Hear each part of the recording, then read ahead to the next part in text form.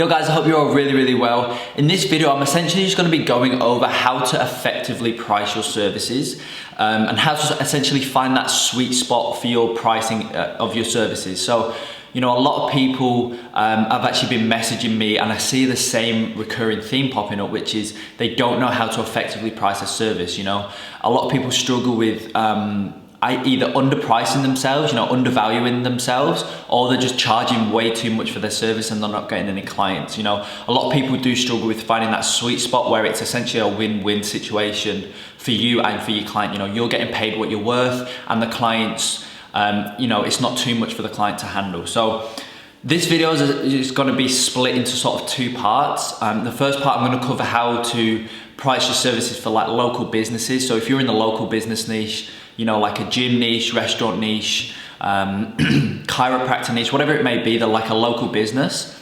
I'm going to cover how to price your services for that. And then in the second part, I'm going to cover how to do it for e-commerce, the e-commerce niche and like the info product niche, because that's a little bit different.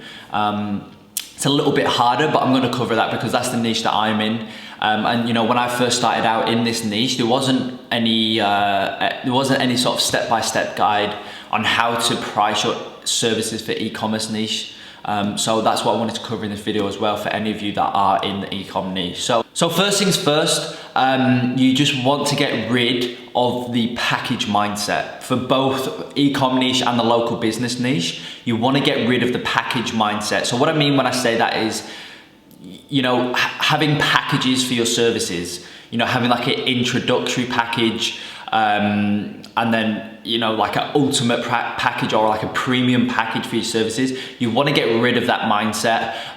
You know, there's no one size fits all solution. And as you'll soon find out in this video, you need to tailor your services and your pricing of your services to each individual client. And you know, when I tell my students this same thing, you know, they always say to me, you know, what if the client actually says, what packages do you offer? You know, they get a bit worried that they might not seem very competent in what they do if they say they don't do packages. But what I always say to them is just simply sort of reverse engineer it. You know, don't say I don't do packages. Just simply say, you know, look, Chris, I don't actually offer packages for my services simply because I don't believe in a one size fits all solution. You know, I understand that each client, each business has different needs and different wants. And so what I actually do is tailor my services to suit the client's needs. And so what I'd love to do is, you know, hop on a 15-minute call, discuss where you're at now and where you want to get, you know, where you want to get to, where you want your business to get to, and then I can explain how my services can actually sort of be the vehicle to take you from where you are now to where you want to get to. You know, something like that. You just want to rephrase it. So that's the first thing, you know, get rid of the package mindset. Now, the next thing is your service price should be 100% based off of the lifetime value of a customer. So you want to figure out what the lifetime value of or the average lifetime value of a customer is to your niche. So if you're in the gym niche, you want to figure out what's the lifetime value of a customer worth to a gym. You know, if you bring that specific gym one customer in the month, right? Just say for easy numbers, one customer for the month. What is that customer worth to that gym over the lifetime, right? I'm not obviously not in the gym niche, so I'm not too familiar with the numbers, but I know that, you know, an average gym membership might cost $100 a month, say, right? $25 a week, $100 a month. And, you know, the average gym member retention rate might be a year, right? So that's $1,200 per year. And so if you think you can bring a gym client, you know, 4 customers a month, then that's, what is it, $4,800 per year based off of that lifetime value, right? And so if you can do that every single month, that's essentially $4,800 per month that you're bringing to that client spread out over the course of the year. And so then you can go and charge, you know, $1,500, say, per month for your services, and they're still massively profiting off you. And you can actually lay this out in front of the client in the meeting. You know, you can say, look, average lifetime value of a customer, you know, yearly lifetime value is $1,200, right? Based off of the cost of your membership, which is, you know, you want to go through their numbers with them.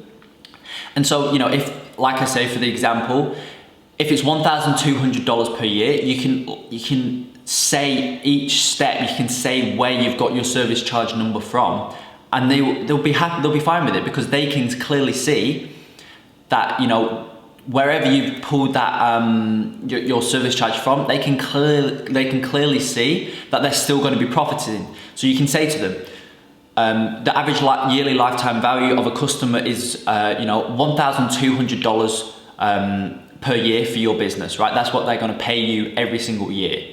And I know, based from experience, or I 100% believe that I can bring you a minimum of 4 new gym members per month, right? I know I can bring you 4 new gym members per month. And so those 4 gym members per month, every single month, is essentially worth $4,800 per month spread out over the year, right? And then you can say, and so what I'm gonna do is I'm gonna charge you $1,500 per month. And then from here, you are basically getting over 2x ROI per month. And bear in mind, those 4 customers I'm gonna bring you per month, that's the minimum. So some months we might get 6, 7, 8, other months we might get 3, but sort of the minimum average per month is gonna be 4. And the client can clearly see that that's what you're gonna charge. They can clearly see where you've got your numbers from. They can clearly see that they're still gonna be profiting every single month, right? If you just come in and say, I'm gonna charge you $1,500, I'm gonna run some ads for you, they're gonna be like, hang on, where's that? First of all, where's the number come from? And also, how do I know that I'm going to be making money off of that, right? Granted, you might bring me 4 members per month, but how do I know that I'm making money off of that?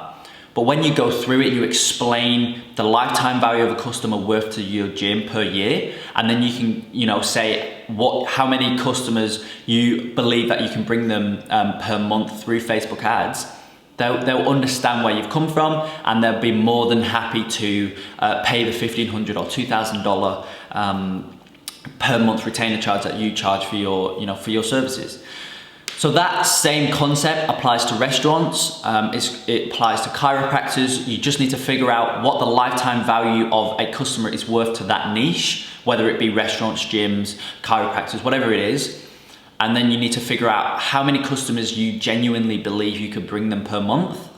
And then from there, you can, what I used to do when I was in the local business niche, I used to figure out what lifetime value is, how many customers I believe I can bring them per month, and then I times them 2 together. So if the lifetime value is, 1,200, for example, per year, and I think I can bring them 4 customers per month, I times that together, and then I divide by 2, and that's what I charge my service charge. That's what I charge as my service charge, right? Because then that way it ensures that the client is getting a 2x ROI per month. So they're making double what they're paying me.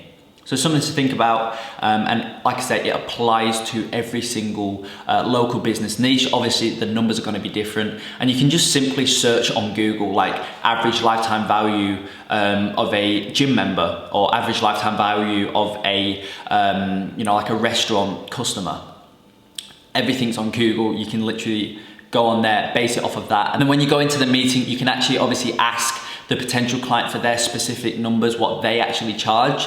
But you're gonna go in with that mindset that you do already have an idea, because you've done your homework before the meeting. So that's how I would go about charging my services for the local business niche. Now for the e-commerce niche, it's a little bit harder.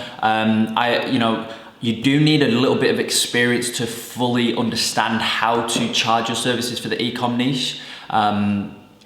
But like the basic sort of outline of how to do it is just simply by asking them the questions that you need to ask, right? So you need to ask, what's their gross profit margin? What's their gross profit margin / what's their cost of goods sold? Because this way, if they sell a jacket for, like $80, say this e-com client sells jackets for $80, and their gross profit margin is 50%, obviously means that you've got $40 to spend on ads in order to get the purchase. So you obviously don't want to spend the whole $40, because then they're just going to be breaking even. You want to spend maybe $20 on ads to get the purchase, and then they're profiting $20 after all expenses, right?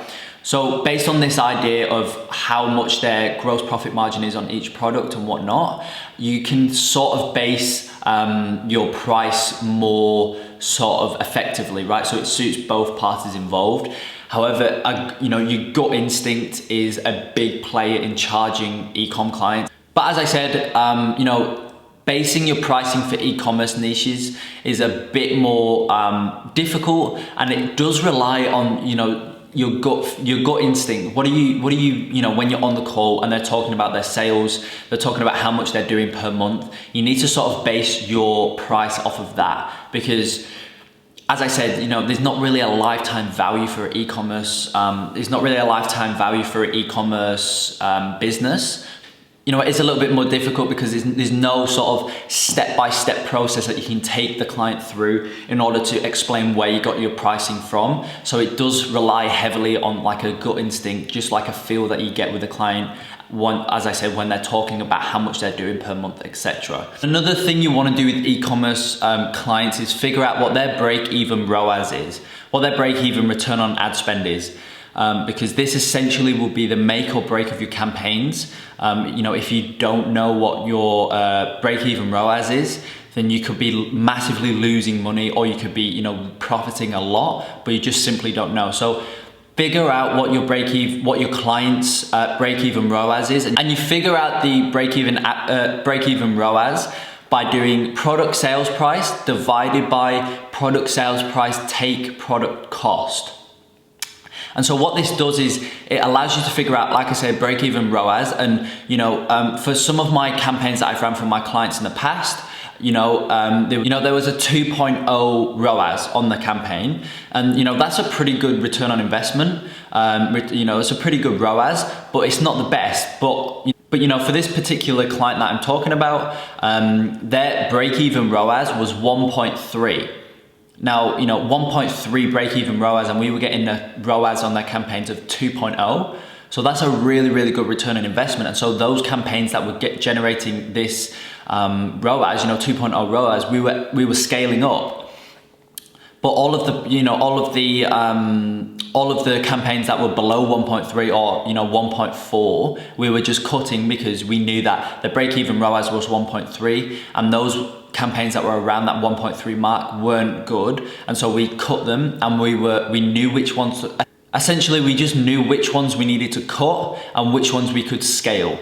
And so this is a very, very important thing that you need to find out from your e-commerce clients is what is their break-even ROAS, and if they don't know, as I said, the formula to figure it out is product sales price divided by product sales price take product cost.